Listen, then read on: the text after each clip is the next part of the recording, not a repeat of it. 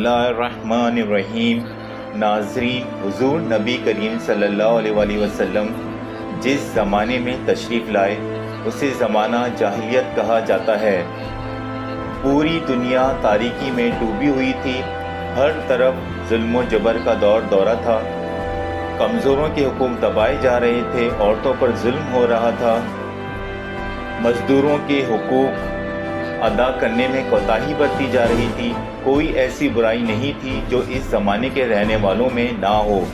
ہر طرف مایوسی اور ظلمت تھی کہ اسی زمانے میں ایک بہت بڑا واقعہ پیش آیا جس کی وجہ سے پوری دنیا قریش کی طرف متوجہ ہوئی، اور لوگ یہ امید باندھنے لگے کہ کوئی ایسی شخصیت آئے گی جو ہمیں اس ظلمت اور تاریکی سے نکالے گی، اور وہ واقعہ تھا اصحاب فیل کا، جس کو اللہ تبارک تعالیٰ نے سورہ فیل میں بیان کیا ہے۔ اس کی مختصر تفسیر پیش کی جا رہی ہے۔ ابرہہ بیت المال کو مسمار کرنے کے قصد سے ہاتھیوں کی فوج لے کر مکہ مکرمہ میں چڑھائی کی۔ اللہ تعالیٰ نے معمولی پرندوں کے ذریعے ان کی فوج کو عذاب آسمانی نازل فرما کر نیست و نابود کر کے ان کے عزائم کو خاک میں ملا دیا۔ واقعہ فیل آپ صلی اللہ علیہ وآلہ وسلم کی ولادت کے سال میں ہوا۔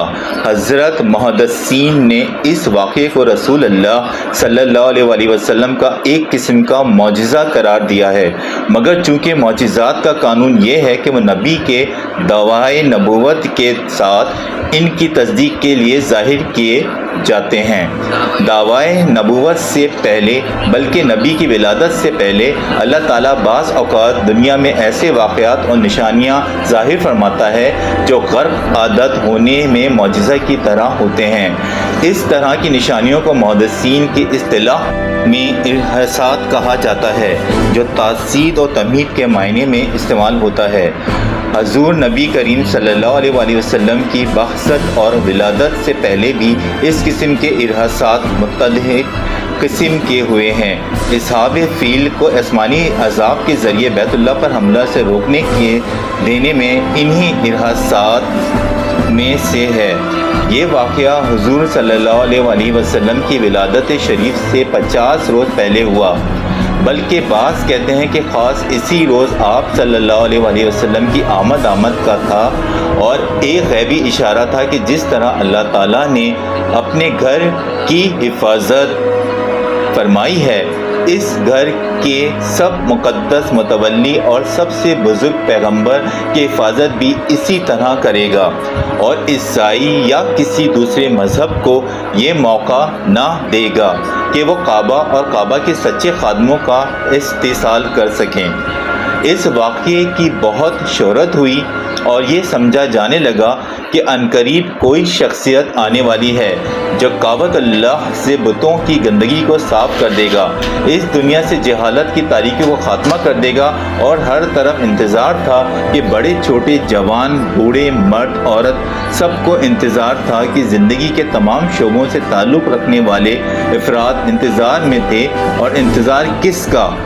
ایک مسلح کا، ایک رہنما کا، جو عالمگیر تاریکی کو ختم کر کے عالمگیر چراغ روشن کرے۔ بالآخر انتظار کی گھڑیاں ختم ہوئی، اور 570 عیسوی ماہ ربیع اول میں پیر کے دن عبد المطلب کے گھرانے میں وہ شخصیت آ گئی جس کا سب کو انتظار تھا۔ آپ صلی اللہ علیہ وآلہ وسلم کا تعلق قریش عرب کے معزز ترین قبیلے بنو ہاشم سے تھا۔ اس خاندان کی شرافت، ایمانداری اور ثقافت بہت مشہور تھی۔ آپ صلی اللہ علیہ وآلہ وسلم کے والد عبداللہ بن عبد المطلب اپنی خوبصورتی کے لیے مشہور تھے، مگر ان کا انتقال آپ صلی اللہ علیہ وآلہ وسلم کی پیدائش سے 6 ماہ پہلے ہو گیا تھا۔ والدہ کا نام حضرت آمنہ بنت وہب تھا، جو قبیلہ بنی زہرہ کی سردار وہب بن عبد مناف بن قسی بن قلاب کی بیٹی تھیں، یعنی ان کا شجرہ ان کے شوہر عبداللہ بن عبد المطلب کے ساتھ عبد مناف بن قسی کے ساتھ مل جاتا ہے۔ آپ صلی اللہ علیہ وسلم کے دادا عبد المطلب قریش کے سردار تھے۔ آپ صلی اللہ علیہ وآلہ وسلم کا شجرہ نسب حضرت عدنان سے جا ملتا ہے، جو حضرت اسماعیل علیہ السلام ابن حضرت ابراہیم علیہ السلام کی اولاد میں سے تھے اور مشہور ترین عربوں میں سے تھے۔ حضرت عدنان کی اولاد کو بنو عدنان کہا جاتا ہے۔ آپ ولادت کے 7ویں دن آپ صلی اللہ علیہ وسلم کے دادا حضرت عبد المطلب نے آپ صلی اللہ علیہ وسلم کا عقیقہ کیا اور محمد صلی اللہ علیہ وسلم کا نام رکھا۔ ولادت کے بعد آپ صلی اللہ علیہ وسلم کی والدہ ماجدہ نے 7 روز دودھ پلایا، پھر 7 دن صوبیہ نے دودھ پلایا۔ صوبیہ کے بعد حلیمہ سعدیہ نے 2 برس دودھ پلایا۔ اس زمانے میں قاعدہ یہ تھا کہ عرب کے شریف گھرانوں کے بچے دیہات میں پرورش پاتے تھے۔ مکے کے شریفوں میں یہ دستور چلا آ رہا تھا کہ بچوں کی پرورش کے لیے آس پاس کے دیہاتوں میں بھیج دیا کرتے تھے تاکہ بچے وہاں کی صاف ستھری ہوا میں پرورش پا کر تندرست و توانا ہو جائیں، نیز وہاں وہ خالص عربی زبان سیکھیں۔ اصل میں مکہ ایک مرکزی شہر تھا جہاں ہر خطے کے لوگ آ جاتے رہتے تھے، جن کے اختلاط سے زبان میں خالص نہیں رہ پاتی تھی۔ عرب میں پڑھنے لکھنے کا رواج بہت کم تھا، مگر وہ زبان پر خاص توجہ دیتے تھے، یعنی شاعری اور سخنوری کا چرچا رہتا تھا اور گاؤں والوں کی زبان زیادہ مستند سمجھی جاتی تھی۔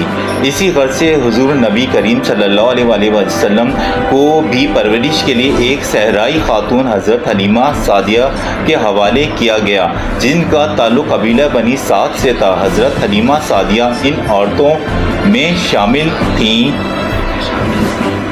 جو مکہ معظمہ شرفاء کے بچے پرورش کے لیے حاصل کرنے کی غرض سے آتی تھیں۔ سیرت النبی کے مطابق یہ واقعہ خود حضرت حلیمہ نے یوں بیان کیا ہے کہ میں اپنے قبیلے کی کچھ عورتوں کے ساتھ دودھ پینے والے بچوں کی تلاش میں نکلی۔ یہ زمانہ قحط کا تھا اور ہمارے پاس کچھ نہ تھا۔ ایک بھورے رنگ کی گدھی پر سوار ہو کر نکلی اور ایک اونٹنی بھی ساتھ تھی جس سے دودھ کا ایک قطرہ بھی نہ نکلتا تھا۔ ہمارا شیر خوار بچہ بھوک کے سبب ساری رات روتا تھا اور ہم سو نہ سکتے تھے۔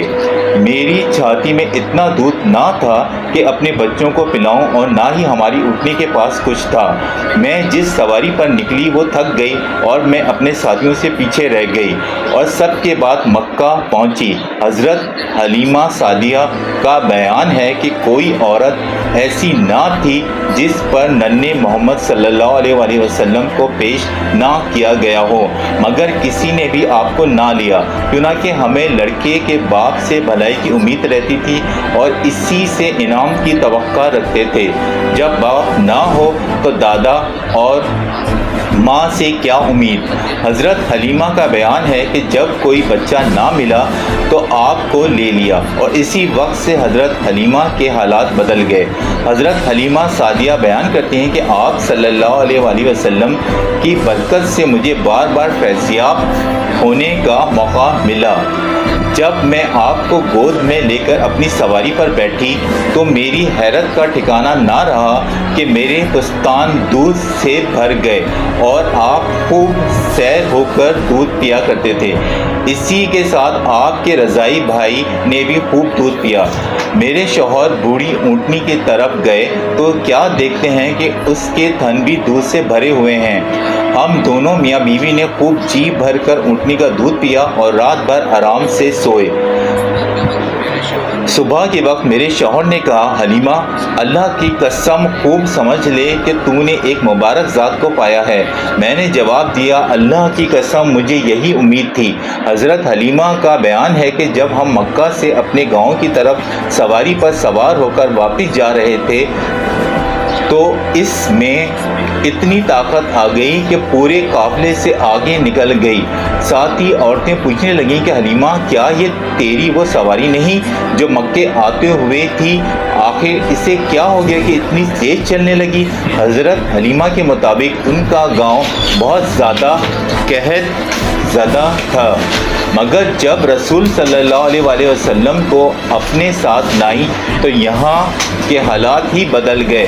وہ کہتی ہیں میری بکریاں چرنے جاتی تو خوب چر کر آتی اور خوب دودھ دیتی، حالانکہ دوسروں کی بکریوں کے تھنوں سے قحط کے سبب ایک قطرہ دودھ نہ نکلتا، پڑوسی اپنے چرواہوں سے کہتے کہ جہاں حلیمہ کی بکریاں چرتی ہیں وہیں تم بھی اپنی بکریوں کو چراؤ۔ حضرت حلیمہ کے مطابق وہ 2 سال تک یوں ہی آپ کی برکات سے مالا مال ہوتی رہیں اور آپ تندرست و توانا ہو گئے۔ دوسرے بچے اس قدر تندرست نہ تھے۔ 2 سال کے بعد آپ کو واپس مکہ لے کر آئیں تو والدہ ماجدہ حضرت آمنہ نے اپنی حیثیت کے مطابق انعام و کرام سے حضرت حلیمہ کو نوازا۔ حضرت حلیمہ آپ کی برکات کو چھوڑنا نہیں چاہتی تھیں، لہٰذا دوبارہ اپنے ساتھ واپس لیتی آئیں۔ 4 برس آپ صلی اللہ علیہ وآلہ وسلم حضرت حلیمہ کے گھر رہے، پھر آپ کو بی بی حلیمہ والدہ ماجدہ کے پاس مکہ پہنچا گئیں۔ پھر ماں نے آپ صلی اللہ علیہ وآلہ وسلم کی پرورش کی۔ آپ کی عمر ابھی 6 برس کی تھی کہ آپ کی والدہ ماجدہ کا مقام ابوا میں 30 سال کی عمر میں انتقال ہو گیا۔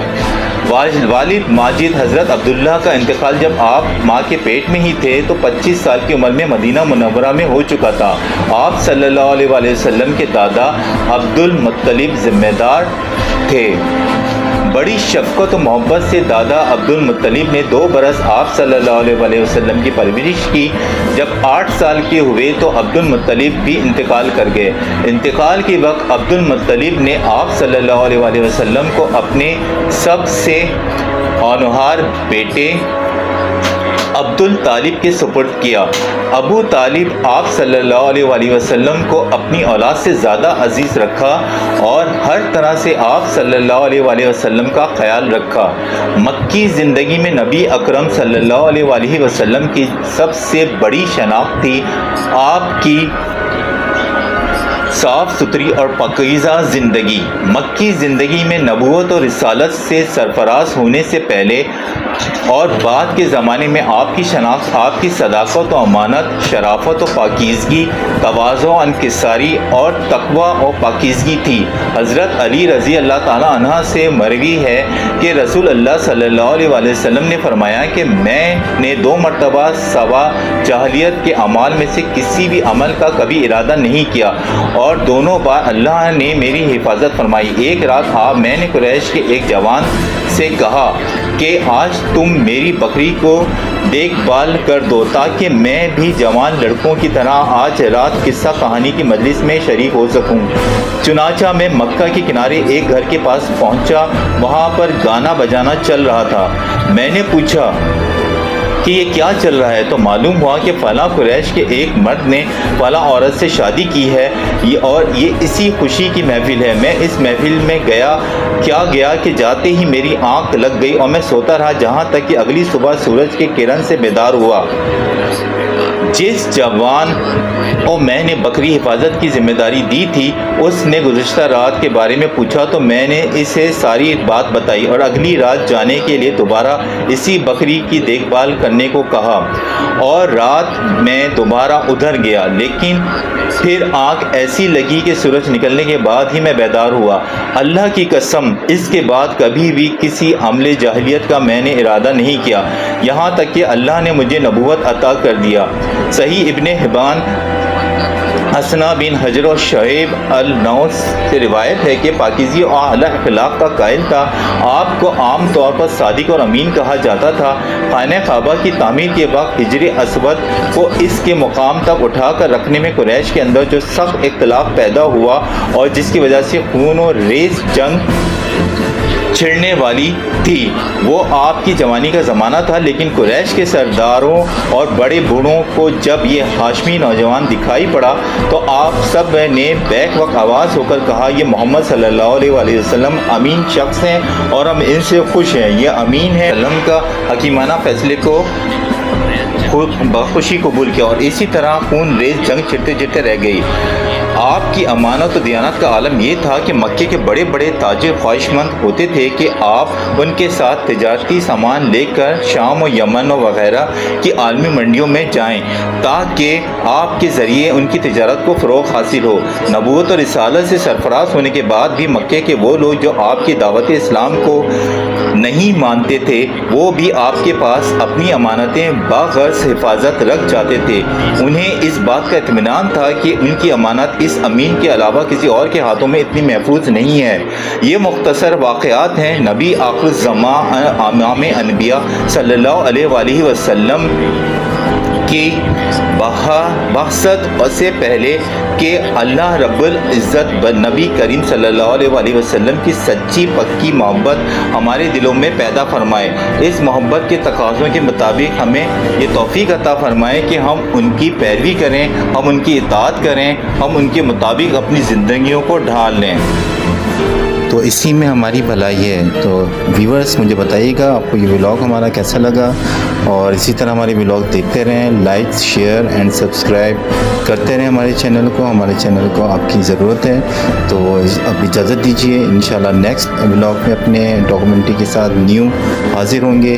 جب تک کے لیے اللہ حافظ۔